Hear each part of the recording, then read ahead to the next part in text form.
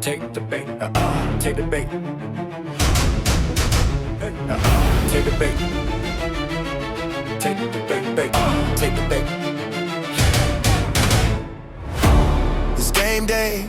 It's not no regular. Welcome to Take the Bait, a sports talk show where two sports guys talk about topics past and present that many of us discuss in our circles, but now we have a platform to do so. Thank you again for supporting us so much. We are doing great on all of our social media platforms. Obviously, you're watching us on YouTube, but TikTok, IG, Twitter, Facebook. If you aren't following us, please just search Take the Bait Show and you'll see these pretty mugs sitting right here staring at you. With that said, today we have our special edition of the college football playoff episode.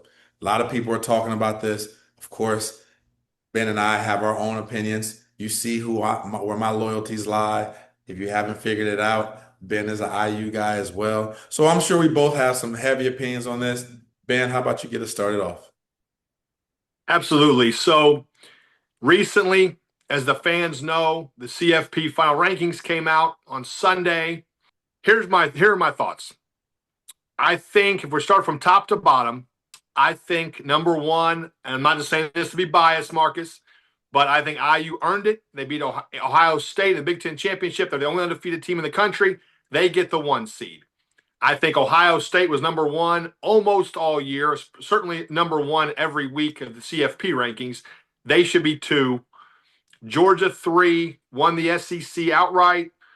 4, Texas Tech. 5, Oregon. 6 and 7, if you want to be nitpicky, maybe could have flip-flopped Ole Miss and Texas A&M, but I'm not going to argue that. Ole Miss deserves it. Texas A&M 7, and then 8 Oklahoma.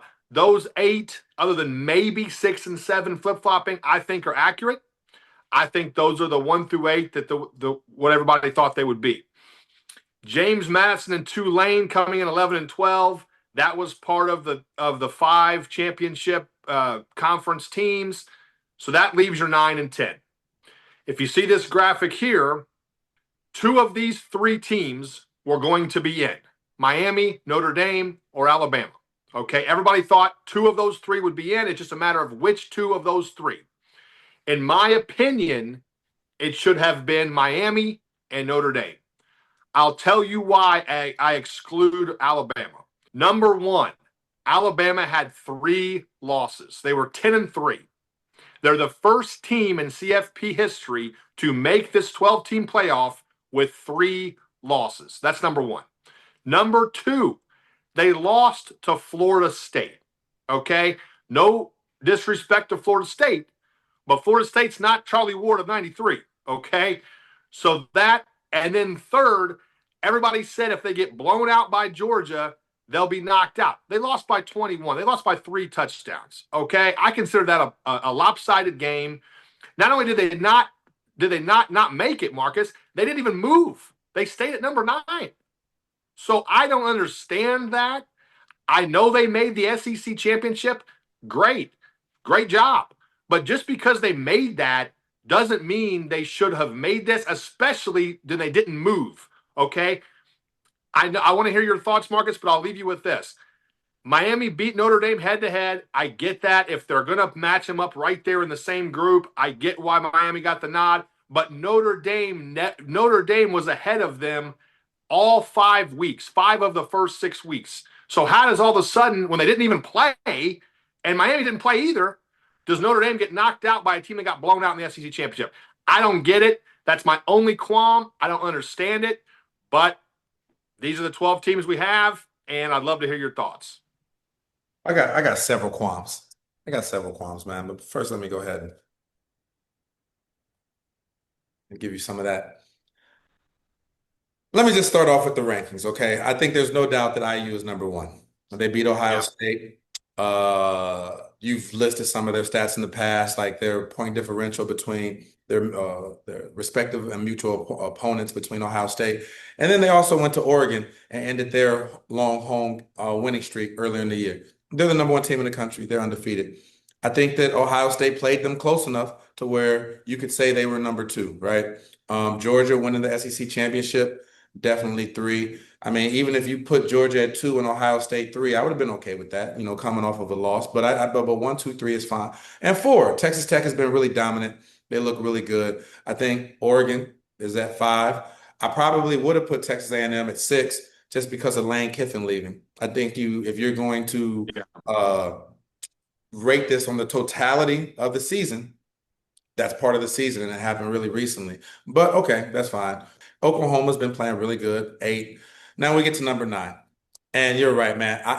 How Alabama, it just doesn't make sense. Okay, so Ohio State loses, they drop 1. BYU loses to a team in the top 4, they drop all the way out. Alabama loses, gets annihilated. I mean, 21 points for any of you guys that play Madden or college football. If you're down 21-0, that's called skunk. The game's over. That's a blowout, right? So they lost by 21. I believe they were held to what, -3 rushing yards? It wasn't even close. Yeah.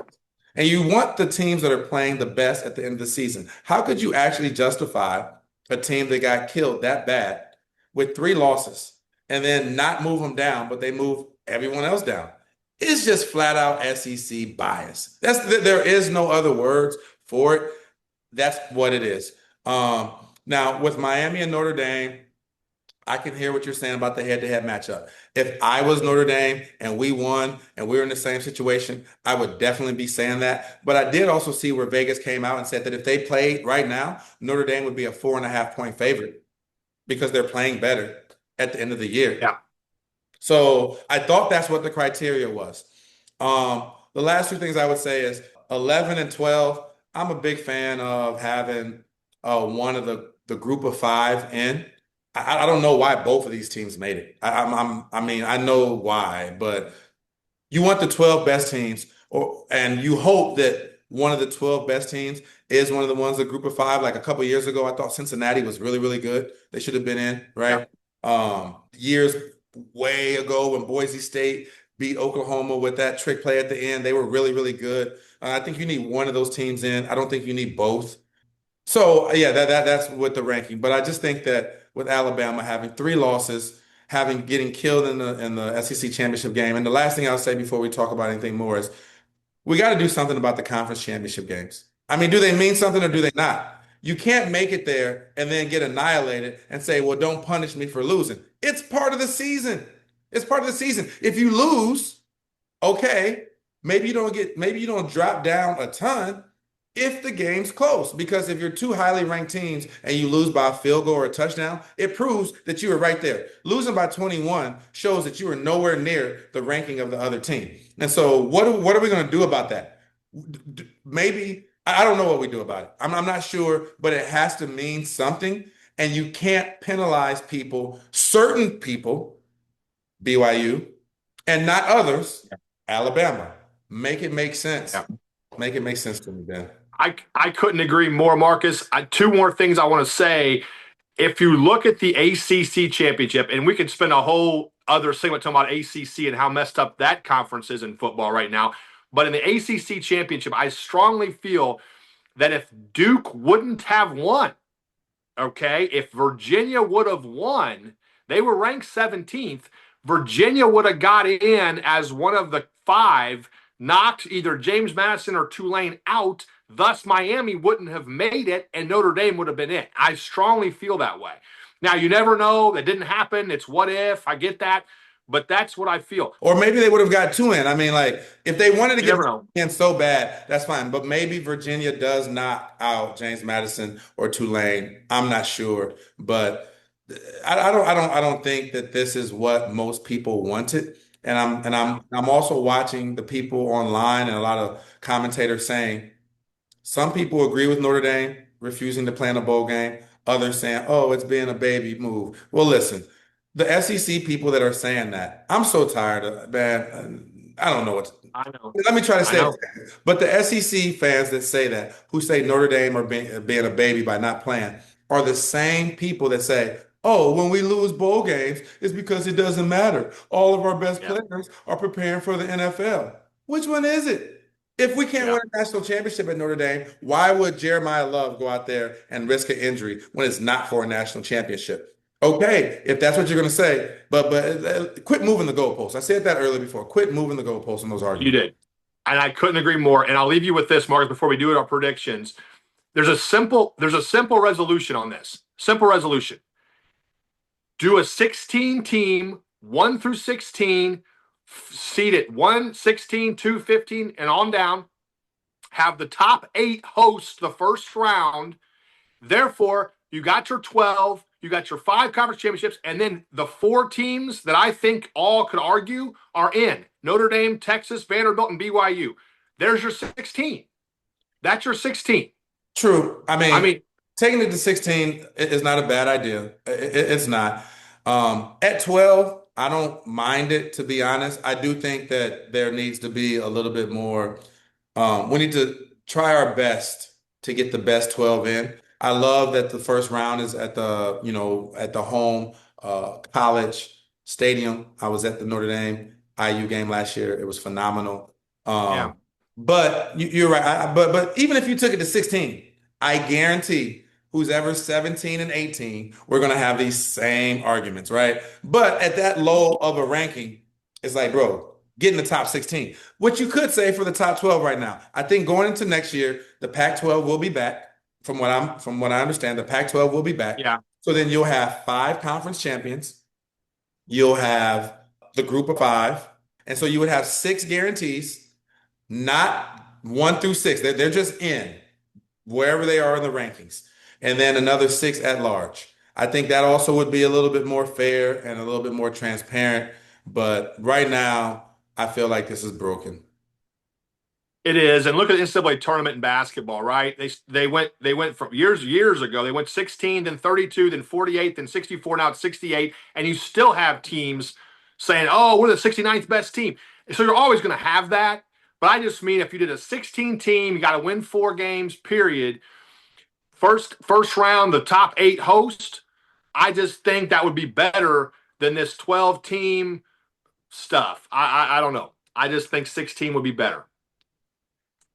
Lastly, with this, before we get to our predictions, I do want to make it very clear. I think Notre Dame should have been in. I think a lot of people do. I think you win 10 games in a row. You beat a ranked Pitt team. You beat a ranked USC team. Yeah, You schedule tough games early, which this discourages you from doing that. I also think that you're going to see some shakeup and some fallout between Notre Dame and the ACC because I know Notre Dame as a absolutely. nation is really upset that the ACC pushed Miami in over them when Notre Dame brings a lot of publicity and a lot of money to that, to that conference. And so I don't think that that was right. And at the end of the day, you said the first ever 3-loss team coming off of a 21 point L shows that there is extreme SEC bias.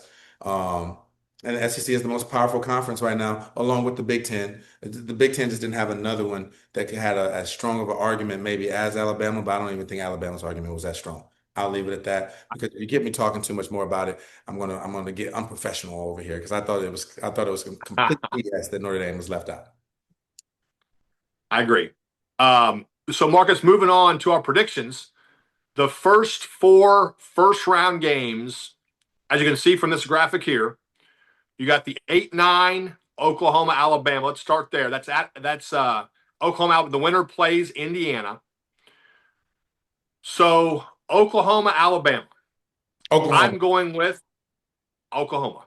no doubt. Yeah, At yeah. home, I I'm think going with it's a better Oklahoma. team.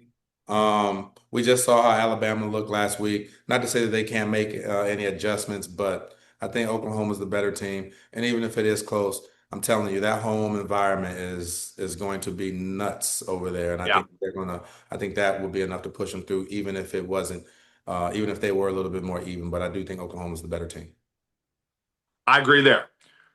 Let's move on to the other side, and that's 7-10, Texas A&M and Miami. The winner plays Ohio State in the Cotton Bowl. Who you got there? Texas A&M. Yeah, I think that they have one loss. Um, And that one loss was to a really good Texas team who was playing better at the end of the season. And that's a rivalry game. So we know anything can happen in rivalry games. But I'm not sold on Miami. I mean, the fact that they got in and they didn't even make their conference championship with a 17th ranked Virginia and a five-loss Duke team, and you couldn't make it to the conference championship in that.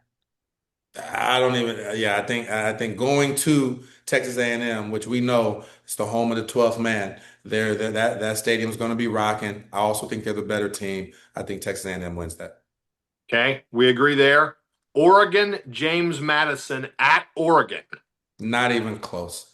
I think Yeah, Oregon wins by 21 points. Oregon, to me, possibly could have been the four seed uh, yeah. over Texas Tech. I have no qualms with it because Texas Tech did what they were supposed to do. They've beaten everybody by 20 plus points, except for the losses they had. But I think Oregon is going to take James Madison behind the woodshed. Then last but not least, in the first round, Ole Miss against Tulane at Ole Miss. This is the only one that I'm a little bit in between on. I think the Ole Miss is the better team. It's just how I don't know what their roster is going to look like. I'm not. Me and you are talking like as sports pundits, but we're not in the locker room like ESPN is, and so I don't know how many of Yeah. the players are leaving with Lane Kiffin or how many of the players have decided they're going to skip out, and I just don't know. I mean, and then also I know this isn't a complete rivalry, but New Orleans, Mississippi, right there. They're close. It's going to be a lot of animosity in that game. I think there's a lot of feelings in that game with Lane Kiffin leaving. But I'm going to go with Ole Miss at home. They're the more talented team. The only question I have is how do they respond without their leader on the sidelines? That's a really big deal. Lane Kiffin was considered the best coach available out there in the coaching circle for a reason. So when you don't have that same voice on the sideline making some of those big decisions, if it does happen to get close, that's my only concern. But I think that the much superior talented team is Ole Miss, and I'm going to go with them at home. I agree there. I think they win that one. I don't know if they win any more, but they win that one. So now you got your final four. You got Oklahoma, Indiana in the Rose Bowl. Who do you like? Indiana. Indiana showed me a lot. Going to Oregon, winning by 10, double figure victory at Oregon, beating Ohio State, which I'm not sure how many people other than Indiana fans really thought that was going to happen. I think that people thought it Yeah. might be close, but to actually win, people weren't sure. It just showed me how good their defense is. If Indiana doesn't throw that interception on the screen pass, which was a great play by Ohio State, knowing that you could hit the receiver behind the line of scrimmage, if they don't throw that interception, I'm not even sure Ohio State gets in the end zone. And Ohio State is explosive, right? And so I just think that I'm going to be going with IU quite a long ways in these predictions, but I'm going with IU. I agree. And holding Ohio State to 0 points in the second half, zero in the whole second half, was impressive. I got Indiana, that one as well. Texas Tech against Oregon. That will be a war. That's going to be quite possibly the best game of the whole playoffs. I mean, unless you get a really good championship game. But man, I mean, these two teams, they both can score. They put points on the board. Um, I am going to go with Oregon. And the main reason why is I think they've been in more close games. I think I saw a stat where Texas Tech has won all of their games by 20 or more points. And so when you get down in crunch time and it's a 3-point game in the fourth quarter, which it very well could be because these are two very talented teams, I think the team that has been in the crunch time more times has had that experience. And so I'm going to go with Oregon on that one. Couldn't agree more. I also have Oregon. A&M and Ohio State. Ohio State. Ohio State. I think Ohio State, it's 1A and 1B. Obviously, IU is 1A. So it's not 1A and 1B. They're the second best team in the country, in my opinion.